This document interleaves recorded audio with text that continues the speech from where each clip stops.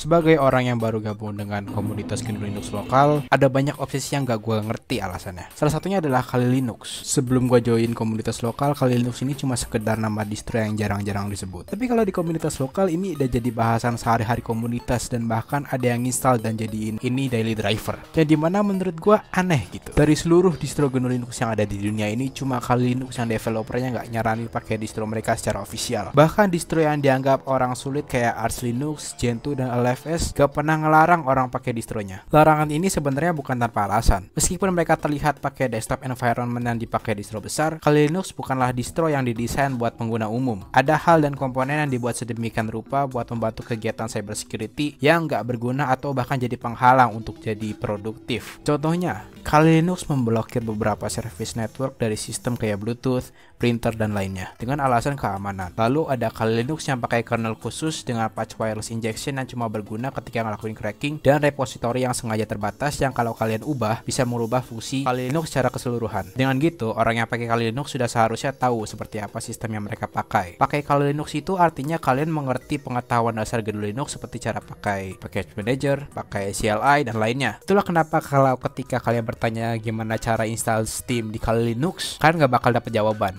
Kalian dapat bulian. Kali Linux itu cuma dipakai pada suatu saat saja. Bahkan seseorang yang punya keahlian di cybersecurity nggak pakai Kali Linux di setiap saat.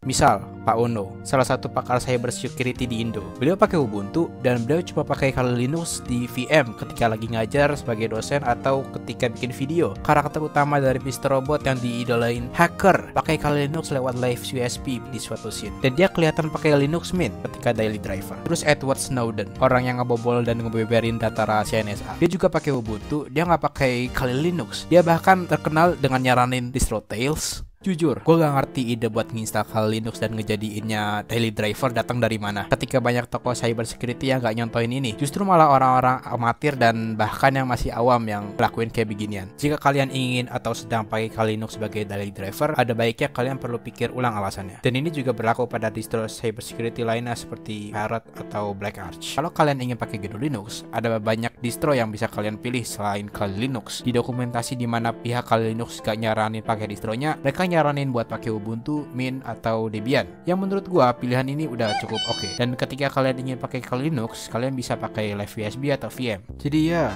like video ini kalau kalian mau gua ngomongin tentang hal yang menurut gua aneh di komunitas lokal. Share video ini ke teman kalian yang dari drivernya Kali Linux, dan subscribe. Dan ya, sampai ketemu di video selanjutnya.